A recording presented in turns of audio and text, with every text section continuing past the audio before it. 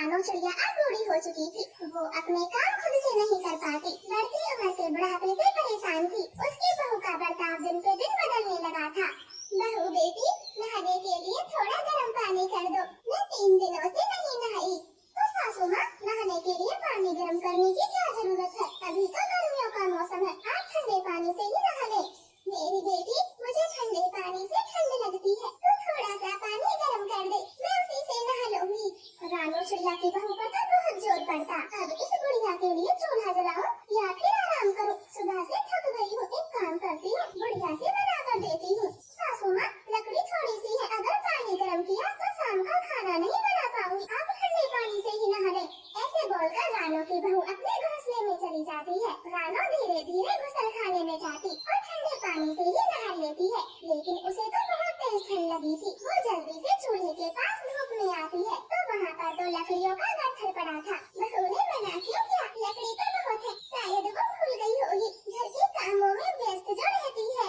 ऐसे रानो चिड़िया पूरा दिन कंबल ओढ़ के अपने घोंसले में पड़ी रहती। शाम को उसका पति कुक्कू घर आता है, जो अपनी बूढ़ी माँ के लिए पपीता लाया था। सोनम जी, मैं माँ के लिए पपीता लाया हूँ, आप माँ को काट कर दे देना। ऐसे बोलकर वो अपनी माँ के पास जाता है। मम्मा चिड़िया तो घोंसले में ही लेटी हुई थी। माँ, आप ठीक तो हो ना, कोई परेशानी तो नहीं? नहीं बेटा, मुझे कुछ नहीं हुआ, मैं ठीक हूँ। लो माँ, आपकी आँखों की दवा, मैं कल भूल गया था और आपके लिए पपीता लाया हूँ, सोनम तुम्हें दे देगी। ऐसे कुक्कू अपनी माँ से बातें कर रहा था, जो दरवाजे पर खड़ी उसकी पत्नी को तो बहुत बुरा लगता है।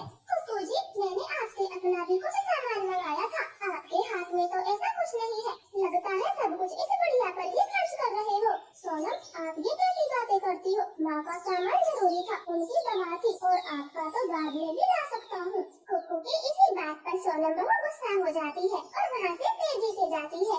रानो चिड़िया को ये सब बिल्कुल ठीक नहीं लगता। बेटा, जो बहू ने मंगाया था पहले वही ले आता, ये सब लाने की क्या जरूरत थी, कल याद से ले आना। ठीक है माँ, मैं ले आऊँगा, अपना ख्याल रखना, अगर किसी भी चीज की जरूरत हो तो मुझे बता देना। अगले दिन कुक्कू काम पर चला जाता है। आज उसकी पत्नी ने चावल बनाए थे, रानो को बहुत तेज खांसी थी।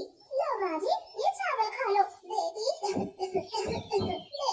मुझे रात से अचानक खांसी होगी, चावल खाने का बिल्कुल मन नहीं, मुझे थोड़ा सा पपीता दे दे।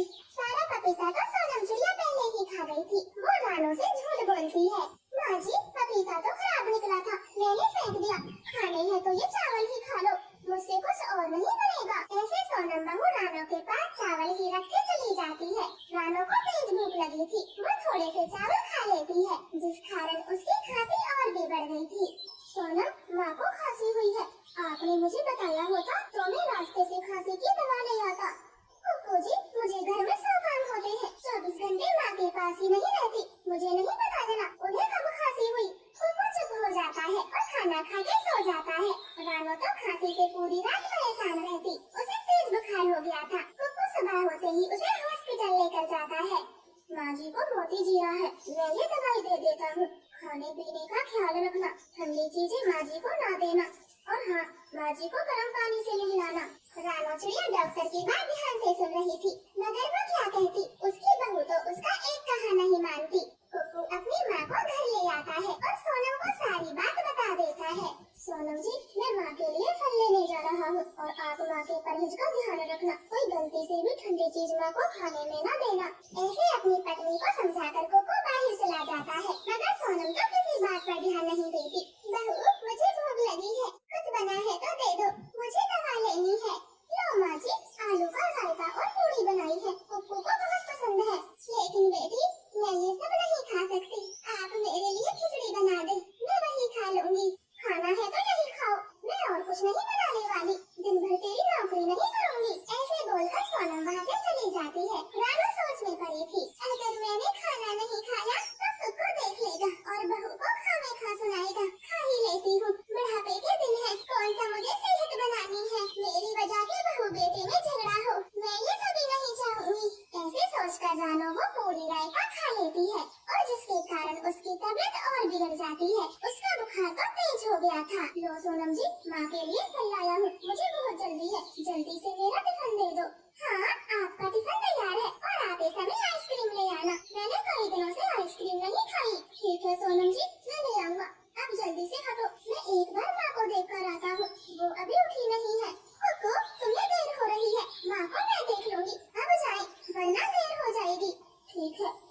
ख्याल रखना, उनका जो मन करे वो बना के दे देना। ऐसे बोलकर कुक्कू अपने काम पर चला जाता है। सोनम बहू दरवाजा बंद कर लेती है और अपने घोंसले में सो जाती है। आज रानो चिड़िया से उठा भी नहीं गया था, वो सिर्फ आवाज देती है, सोनम बहू जरा मेरी बात सुनो, मैं तुम्हें कुछ बताना चाहती हूँ, मेरे पास आओ। ये बुढ़िया तो हर समय खाली पड़ी रहती है, मुझे चैन से सोने भी नहीं देती। माँ जी मेरे पास हजारों काम है, पहले वो कर लूँ तब तुम्हारे पास आऊंगी, चुप करके लेटी रहो। लेकिन बेटा मेरे पास समय नहीं है, मुझे तुझसे जरूरी बात करनी है। फिर से इस बुढ़िया को कुछ चाहिए होगा, चिल्लाने दो, मैं नहीं चाहती। ऐसे सोनम अपनी सास की एक नहीं सुनती, मगर वो क्या जानती थी, उसकी मम्मा सास अपनी आखिरी सांसें गिन रही थी। इधर कुक्कू का अपने काम पर बिल्कुल मन नहीं लगता, वो बेचैन सा था। पता नहीं आज मन क्यों बैठा जा रहा है, सब ठीक तो होगा, काम में बिल्कुल मन नहीं लग रहा। एक काम करता हूँ, आधी छुट्टी लेकर घर चला जाता हूँ, यही सही होगा। ऐसे कुक्कू आधी छुट्टी लेकर घर आ जाता है। वो सीधा अपने माँ के घोंसले में जाता। अपने बेटे को देखकर रानो चिड़िया को तो सुकून मिलता है, वो अपने बेटे को देखकर खूब रोती है। सोनम भी कुक्कू की आवाज सुन के आ जाती है। माँ आप ठीक तो हो ना, अभी तक घोंसले में क्यों लेटी हो, आप चलो मैं तुम्हें हॉस्पिटल ले चलता हूँ। सोनम जल्दी से मेरी मदद करो। नहीं नहीं बेटा, अब मेरा ऊपर जाने का समय आ गया, कब से तुम्हें याद कर रही थी।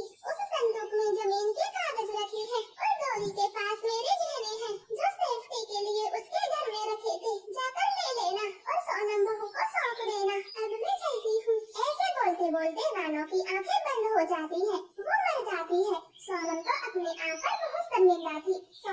सोनम तो अपने आप पर बहुत शर्मिंदा थी कि कब से उसकी सास उसे आवाज देकर बुला रही थी और वो नजरअंदाज करती रही। उसके पास पछतावे के सिवा कुछ नहीं रहता, वो खुद से आंखें नहीं मिला पा रही थी। तो प्यारे दोस्तों, इस कहानी से सीख मिलती है, अपने बड़े बूढ़ों की खूब सेवा करें, उन्हें कोई शिकायत का मौका न दे, क्योंकि हमारे बुजुर्ग सिर्फ हमारे बारे में ही सोचते हैं। आपका धन्यवाद। रानो चिड़िया का पति फौज में था, उसके 2 बच्चे थे, कुक्कू और गुड़िया। मम्मा पापा का फोन लगाओ, हमें बात करनी है। मम्मा चिड़िया टुन्नू को फोन लगाती है, लेकिन फोन में तो नेटवर्क की प्रॉब्लम थी, बात नहीं हो पाती। गुड़िया कुक्कू आज आपको पापा से क्या बात करनी है, सुबह से कई बार पूछ चुके, अगर छुट्टी का पूछना है तो वो 15 अगस्त के बाद ही आएंगे, ये बात ध्यान रखो। नहीं मम्मा बस ऐसे ही पूछ लिया, हम बाहर जाते हैं। ऐसे बोलकर कुक्कू गुड़िया बाहर चली जाती है। वो सीधा एसटीडी वाले मिट्ठू चाचा के पास जाते। मिट्ठू चाचा ये हमारे पापा का नंबर है, जल्दी से ही नंबर मिला दो। अरे बच्चों मैं फोन तो लगा दूंगा, पहले तुम 10 रुपया जमा कराओ। कुक्कू गुड़िया के पास तो 1 भी रुपया नहीं था। मिट्ठू बिना पैसों के फोन नहीं लगाता। दोनों बच्चे वहाँ से चुपचाप आ जाते हैं। चलो दीदी मम्मा से ही बात करते हैं, हमने जो भी सुना वो बता देते हैं। नहीं कुक्कू मम्मा को कुछ नहीं बताएंगे, वो बहुत चिंता करेंगी, मम्मा तो वैसे ही आजकल बहुत दुखी है। तो गुड़िया दीदी अब हम क्या करें, मेरा पापा के बिना बिल्कुल मन नहीं लग रहा, जब से फौजियों के हमले में मरने की खबर सुनी है। कुक्कू ये जरूरी तो नहीं उस हमले में हमारे पापा भी हो, आप चिंता न करें, चलो अपने दोस्तों के साथ खेलने जाओ। नहीं दीदी मैं तुम्हारे साथ ही रहूंगा, मुझे कहीं नहीं जाना। ऐसे वो दोनों कहीं नहीं जाते और अपने घर ही वापस आने लगते हैं। रास्ते में उन्हें दूरी कभी रोक लेती है। रुको गुड़िया बेटी, आपके पापा कब आने वाले हैं, फोन पर कोई बात हुई है क्या? नहीं आंटी हमारे पापा से कोई बात नहीं हुई, लेकिन आप ऐसा क्यों पूछ रही हो? नहीं गुड़िया बेटी बस ऐसे ही पूछ लिया, आप जाओ खेलो। ऐसे गुड़िया कुक्कू वहाँ से चले जाते हैं। गोरी भागकर अपने पति कालू के पास आती है। कालू जी खबर शायद पक्की है, टुन्नू फौजी उस हमले में मारा गया। मैंने कुक्कू और गुड़िया से पूछा था, उनकी कोई बात नहीं हुई। गोरी अगर ऐसा हुआ तो बहुत बुरी खबर है, उसके छोटे छोटे बच्चे हैं। सुबह बोलो कालू। वो दोनों ऐसे बातें ही कर रहे थे कि तभी उनके जंगल में लगातार कई फौजी गाड़ी आती है, जिनमें से एक एम्बुलेंस थी। वो दोनों तो समझ गए थे टुन्नू फौजी अब इस दुनिया में नहीं रहा। कालू जिसका डर था वही हुआ, चलो जल्दी चलो रानो के घर चलते हैं, बेचारी के साथ बहुत बुरा हुआ। हाँ गोरी जल्दी चलो। ऐसे वो दोनों भागकर रानो के घर आ जाते हैं। कालू गोरी आप दोनों एक साथ बोले, कुछ काम था क्या? रानो तुम्हें कुछ पता है या नहीं, टुन्नू अब इस दुनिया में नहीं रहा। गोरी आप ये कैसी बातें कर रही हो, मेरी परसों ही तो बात हुई थी, उन्होंने खुद से कहा था 15 अगस्त के 2-3 दिन बाद उनको छुट्टी मिलेगी। थी। रानो, अब टुन्नू कभी नहीं आएगा, वो देखो बाहर। रानो भागकर खिड़की से देखती है तो उसके घर के बाहर फौजी गाड़ियों की लाइन लगी थी। टुन्नू झंडे में लिपटा हुआ फौजियों के बीच था। रानो घर से बाहर आती है और फूट फूट कर रोती है। नहीं, मेरे टुन्नू मुझे छोड़कर नहीं जा सकते, मैं उनके बिना कैसे रहूंगी? गुड़िया कुक्कू का क्या होगा? वो भी अपने पापा के बिना कैसे रहेंगे? ये क्या हो गया? देखिए, आपके पति लड़ाई में शहीद हो गए। वो बहुत बहादुरी से लड़े। आपको फौजी की पत्नी होने का गर्व है। वो बहुत बहादुर सिपाही थे। हाँ रानो बहन, संभालो अपने आप को और टुन्नू को विदा करो। वो देश की रक्षा के लिए शहीद हुए हैं, तुम्हें उन पर गर्व होना चाहिए। ऐसे सब रानो को बारी बारी समझाते। टुन्नू को फायरिंग के साथ जला दिया जाता है। अब रानो चिड़िया विधवा हो गई थी। समय गुजरता गया। अब कुक्कू जवान हो गया था और फौजी बनने की तैयारियां करने लगा था। कुक्कू बेटे, आप फौज में ना जाओ। मेरा सपना है आप डॉक्टर बनो। फौजी बनने की जिद छोड़ दो। नहीं मम्मा, पापा का सपना था कि वो मुझे फौजी बनाएंगे। उस समय आप भी तो यही कहती थी, कुक्कू बड़ा होकर तुम्हारी तरह फौजी बनेगा। फिर आज मना क्यों कर रही हो? कुक्कू बेटे, मैंने आपके पापा को खो दिया, अब तुम्हें खोना नहीं चाहती। मम्मा, शहीद तो किस्मत वाले फौजी होते हैं, जो उनका नाम हमेशा अमर हो जाता है। मुझे आशीर्वाद दो, मैं वापस जरूर आऊंगा और दुश्मनों से जी जान लगाकर लड़ूंगा, देश की रक्षा करूंगा। हाँ रानो, कुक्कू को आशीर्वाद देकर विदा करो और अपने पापा का सपना पूरा करने दो। फिर रानो कुक्कू को आशीर्वाद देकर खुशी खुशी विदा करती है। कुक्कू फौज में चला जाता है।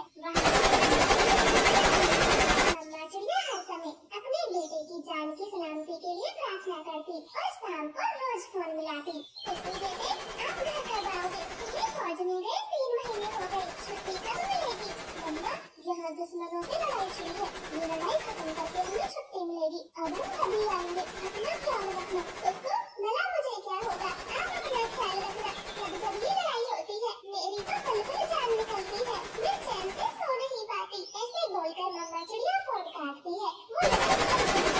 वो सारे फौजी पक्षी शहीद हो चुके थे। मम्मा चिड़िया तो बहुत चिंता में थी। गौरी, आज मेरा मन बहुत घबरा रहा है, ना जाने क्या होगा। ऐसी लड़ाई में तो टुन्नू जी चले गए, आज फिर वही दिन आ गया। रानो, चिंता ना करो, कुक्कू को कुछ नहीं होगा। आप चलो मेरे साथ, अकेली तो खाने का चिंता करती रहोगी। ऐसे गौरी रानो को अपने घर ले जाती है और 2-3 दिन बीत जाते हैं। एक सुबह 2 फौजियों की गाड़ी रानो के घर के पास रुकती है। मम्मा चिड़िया तो बेहोश हो गई थी। हे भगवान, अब कोई अनर्थ न करना। गौरी, कुक्कू बेटा सही सलामत है, पर उसे गोली लगी है, इसलिए फौजी छोड़ने आए हैं। रानो को पानी पिलाओ। मम्मा, आंखें खोलो, देखो मैं आ गया, मुझे कुछ नहीं हुआ। अपने बेटे की आवाज सुन रानो चिड़िया का होश में आ जाती है और कुक्कू को गले से लगा लेती है। प्यारे दोस्तों, हमारे फौजी भाइयों की माँ अपने बेटे की याद में एक एक दिन कैसे काटती है, ये उनके सिवा कोई नहीं जान सकता। तो इसलिए एक फौजी और उसकी माँ के लिए कोटि-कोटि नमन। आपका धन्यवाद। रानो चिड़िया की 2 बेटी थी, गुड़िया और पिंकी। गुड़िया बहुत समझदार थी और दूसरी तरफ पिंकी थी, वो अपनी मम्मा की कोई बात नहीं मानती। आज मम्मा चिड़िया की तबीयत सुबह से खराब थी। माँ, आज आप दाना लेने ना जाएं, मैं और पिंकी चले जाते हैं, आप आराम करें। गुड़िया, तुम सिर्फ अपना बोलो, मैं कोई दाना वाना लेने नहीं जाऊंगी, मुझे कुछ नहीं आता।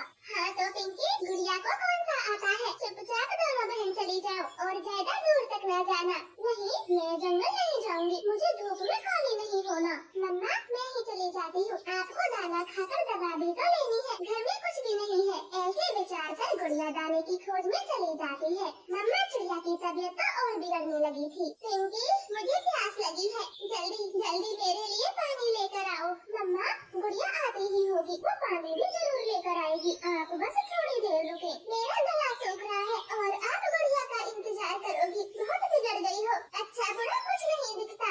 माँ, आप तो खाना सुनाने लगी, मैं जा रही हूँ पानी लेने। ऐसे गुस्से में पिंकी चिड़िया पानी लेने चली जाती है। उसके जाते ही गुड़िया आ जाती है।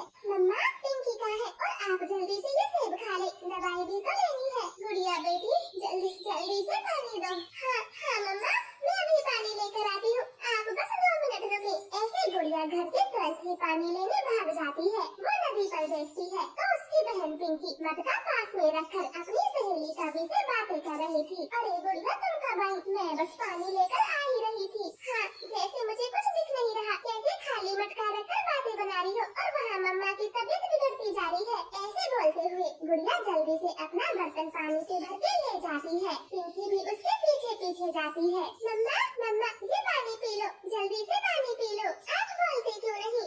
बेटी अब मेरा ऊपर जाने का समय आ गया, तुम दोनों हमेशा मिलजुल कर रहना। गुड़िया पिंकी नादान है, उसकी गलतियों को माफ करना और कभी उसे अकेला न छोड़ना। ऐसे बोलते हुए मम्मा चिड़िया की आंखें बंद हो जाती है। पिंकी माँ अब हमें छोड़ के हमेशा के लिए जा चुकी है, हम अनाथ हो गए। अब दोनों बहनें बिल्कुल अकेली हो चुकी थी। गुड़िया हर रोज दाना लाती, पिंकी कभी अपने मन से कोई काम नहीं करती, मगर गुड़िया का अपनी बहन के अलावा दुनिया में कोई नहीं था। वो चुपचाप सारे काम करती और पिंकी अपनी सहेलियों से दिन भर बातें बनाती। पिंकी रोकी चुड़ा बता रहा था, तुम जल्द ही शादी करने वाले हो। हाँ कोकी, मैंने ही ये फैसला किया है। मानो अगर गुड़िया ने पहले शादी कर दी तो मेरा क्या होगा, और फिर शायद माँ के घर को भी कोई हथिया ले, इसलिए मैं तो कल ही शादी कर रही हूँ। ऐसे दूसरे दिन ही पिंकी और रोकी चुड़ा शादी कर लेते हैं और पिंकी अपने घर आती है। अरे पिंकी ये सब क्या है? तुमने शादी कर ली और मुझे आज तक खबर नहीं की, तो अब पता चल गया।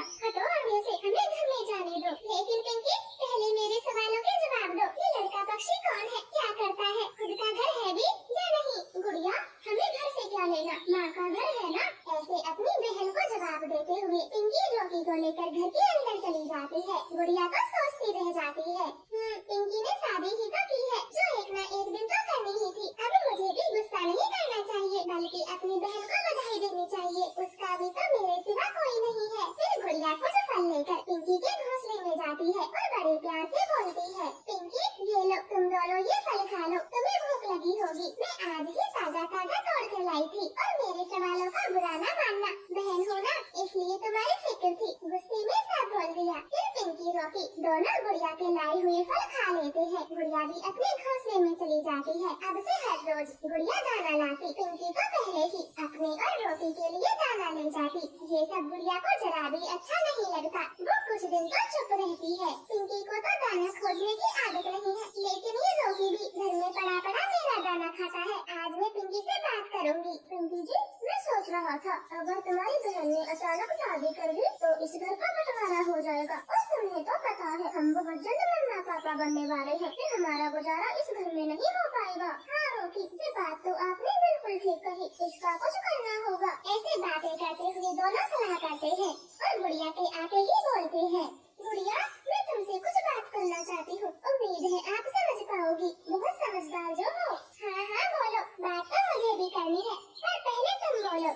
गुड़िया बहुत जल्द हमारे बच्चे आने वाले हैं, और देखो ना ये घर कितना छोटा है, तो हमने मिलकर फैसला किया है तुम अपने लिए दूसरा घर खोज ले, फिर सब आराम से रहेंगे। पिंकी तुम इतनी खुदगर्ज निकलोगी, मैंने सपने में भी नहीं सोचा था, मगर आधा घर मेरा है, मैं कहीं नहीं जाऊंगी। ऐसे गुड़िया घर से नहीं निकलती। उन दोनों को तो बहुत गुस्सा आ रहा था। पिंकी अब कभी गुड़िया से बात नहीं करती, गुड़िया जहाँ भी जाती वो उसके पास खड़ी तक नहीं होती, उससे बहुत नफरत करती, जो कि ये सब गुड़िया को अच्छा नहीं लगता। लगता है अब मुझे इस घर से जाना चाहिए। जब पिंकी मुझे जरा भी पसंद नहीं करती तो मैं जबरदस्ती रह के हमेशा अपना दिल नहीं दुखा सकती। ऐसे विचार कर गुड़िया घर छोड़ के चली जाती है। ये देखकर पिंकी रोकी तो बहुत खुश थी। गुड़िया रात के अंधेरे में एक डाल पर बैठी रो रही थी। अचानक से तेज बारिश आती है। गुड़िया खुद को छुपाने की कोशिश कर रही थी, उसे जोरों की ठंड भी लग रही थी। तभी उसके पास एक परी आती है। अरे छोटी चिड़िया तुम्हारा घर कहाँ है, जो तुम यहाँ बारिश में भीग रही हो? गुड़िया परी को पूरी कहानी बताती है। परी को तो पिंकी पर बहुत गुस्सा आ रहा था। तभी उसकी नजर एक अंडे पर जाती है। छोटी चिड़िया मैं आपके लिए इस अंडे का घर बनाती हूँ, ये बहुत मजबूत होगा और खाने की भी कोई कमी नहीं होगी, तुम आराम से रहना। ऐसे परी अपने जादू से उस अंडे का बड़ा घर बना देती है और दूसरी तरफ पिंकी के घर पर बिजली गिराती है। वो दोनों खुद को तो बचा लेते हैं, लेकिन उनका घर तहस नहस हो जाता है। रोकी ये क्या हुआ, अब हम कहाँ जाएंगे? मुझे क्या पता, मैं तो खुद ठंड से मर रहा हूँ। तुम पहले कहाँ रहते थे, चलो हम वहीं चलते हैं। मैं अपनी खड़ूस मामी के घर रहता था, जाकर विनती करूँगा कि वो मुझे इस बारिश से बचा ले। चलो रोकी तो जल्दी चलो, मेरा बारिश में भीगना ठीक नहीं है, मैं माँ बनने वाली हूँ, आप जल्दी चले। अरे नहीं नहीं, मेरी मामी मुझे ही घर में रख ले वो ही काफी है, तुम कहीं और जाकर बचो। ऐसे बोल के रोकी चिड़ा तो वहाँ से भाग जाता है। पिंकी चिड़िया अकेली बारिश में भीगती रह जाती है। वो अपनी बहन को याद करके रो रही थी, उसे अपने किए पर बहुत पछतावा था। वो पूरी रात बारिश में भीग कर काटती है। प्लीज प्यारे दोस्तों लाइक और चैनल को सब्सक्राइब करें। आपका